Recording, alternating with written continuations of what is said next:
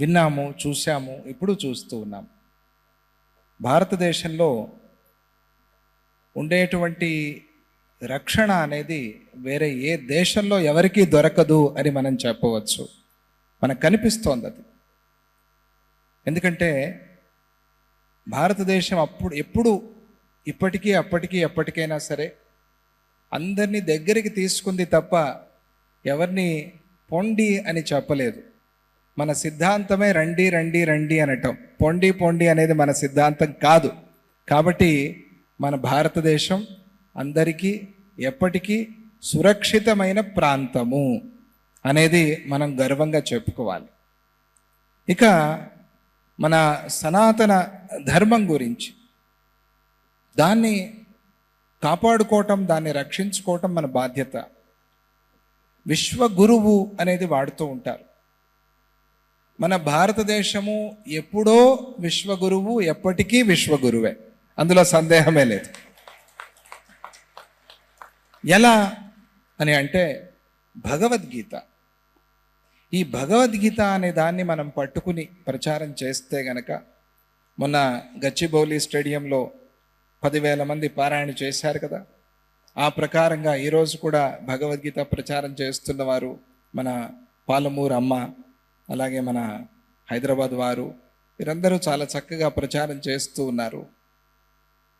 అలా మనం గనక భగవద్గీత ప్రచారం చేసి పిల్లల దగ్గరికి, పెద్దల దగ్గరికి తీసుకువెళ్తే గనక ఆ విశ్వగురుత్వం అనేది భారతదేశానికి ఎప్పటికీ శాశ్వతంగా అలాగే నిలిచి ఉంటుంది అనేది సందేహమే లేని మాట. ఆ భగవద్గీతని మనం కాపాడుకోగలిగితే భారతదేశం యొక్క విశ్వగురుత్వాన్ని మనం కాపాడిన వాళ్ళం అవుతాం. కాబట్టి పిల్లలు, పెద్దలు అందరూ కూడా తప్పనిసరిగా భగవద్గీతను నేర్చుకోండి. భగవద్గీత అర్థాన్ని కూడా తెలుసుకోండి. భగవద్గీత అనేది ఏదో మనం ప్లే కార్డులు పెట్టుకుని రోడ్ల మీద అరవటానికి కాదు, జీవించటానికి. భగవద్గీతని మనం జీవించగలగాలి, భగవద్గీతని అనుభవించగలగాలి. అలా అనుభవించినప్పుడు మనకి భగవంతుడి ఆశీస్సులు పరిపూర్ణంగా కలుగుతాయి. అలాగే సమయం దొరికినప్పుడు మనం యుద్ధానికి, పోరాటానికి దిగేది కాకుండా మనం మన భగవద్గీతలో ఏం చెప్పారో దాన్ని మాటల్లో చెప్పగలగాలి, దాన్ని పంచుకోగలగాలి. అటువంటి శాస్త్రము, అటువంటి గ్రంథము లేదు, రాదు. అది గుర్తుపెట్టుకోండి, లేదు, రాదు. ఎందుకంటే అది సారాంశం. భగవద్గీతలో భక్తి యోగము అని భగవంతుడు మన జీవితాన్నంతా చెప్తాడు. అద్వేష్ట సర్వభూతానాం మైత్రః కరుణ ఏవచ నిర్మమో నిరహంకారః సమదుఃఖ సుఖ క్షమి. ఇది భక్తి యోగం అనే పేరుతో భగవంతుడు మనకి చెప్తున్నాడు. ఎవరి మీద ద్వేషం పెట్టుకోవద్దు. ఆ ద్వేషము నిన్నే పాడు చేస్తుంది. విషయం మాట్లాడు, తప్పైతే గనక ఖండించు, అంతవరకే. కానీ ద్వేషం పెట్టుకోవద్దు. చేసే పనిని ద్వేషంతో చేయొద్దు, లక్ష్యంతో చేయి. లక్ష్యం ఉండాలి నీలో, ద్వేషం ఉండకూడదు. ఇప్పుడు పిల్లల మీద కోప్పడతారు పెద్దలు. లక్ష్యం ఏమిటి?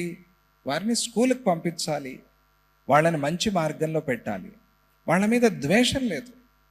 స్కూల్కి వెళ్ళినప్పటి నుంచి ఎప్పుడు వస్తుందో మా పాప, ఎప్పుడు వస్తాడో మా బాబు, వాళ్ళని ఎప్పుడు పలకరిస్తానో, వాళ్ళని ఎప్పుడు ఒక కౌగిలించుకుంటానో, వాళ్ళకి ఎప్పుడు ఈ చాక్లెట్ పెడతానో అని ఆలోచిస్తూ ఉంటారు. అవునా కాదా?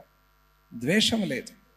అలాగే అద్వేష్ట సర్వభూతానాం మైత్ర, అయినంత మటుకు నువ్వు ఆ ఫ్రెండ్షిప్, మైత్రిని పెంచే ప్రయత్నం చేయి. మంచి కరుణ, మనస్సులో కరుణ ఉండాలి. నిర్మమ, చేసేటప్పుడు నేను నాది అనుకుని చేయొద్దు. భగవంతుడు ఆయనే చేయిస్తున్నాడు అని అనుకుని చేయి. నిరహంకార, ఎప్పటికీ అహంకారాన్ని రానివ్వద్దు. అహంకారం వచ్చిన వెంటనే పడిపోతావు. సమ దుఃఖ సుఖ క్షమి, సుఖ దుఃఖాలు వచ్చిపోతూ ఉంటాయి గాలిలాగా, దాన్ని సమం చేసుకో.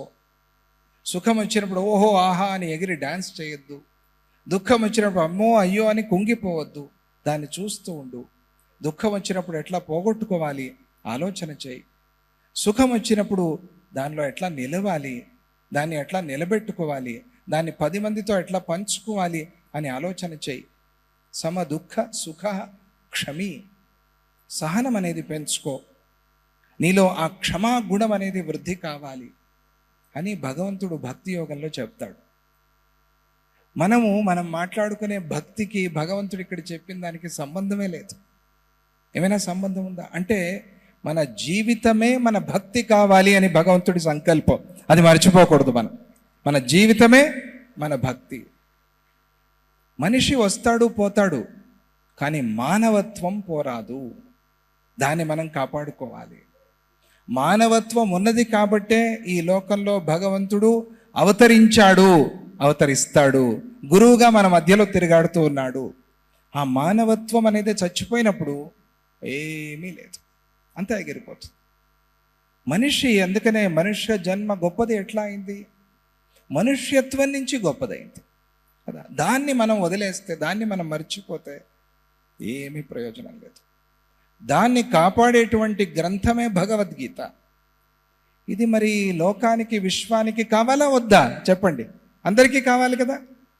అందరికీ కావాల్సిన విషయము ఎక్కడైనా ఎవరైనా చెప్పారు అని అంటే అది భగవద్గీత మాత్రమే. భగవద్గీత అందరికీ, వీరికి వారికి అనే గీత గీసుకోవాలా భగవంతుడు, అందరికీ.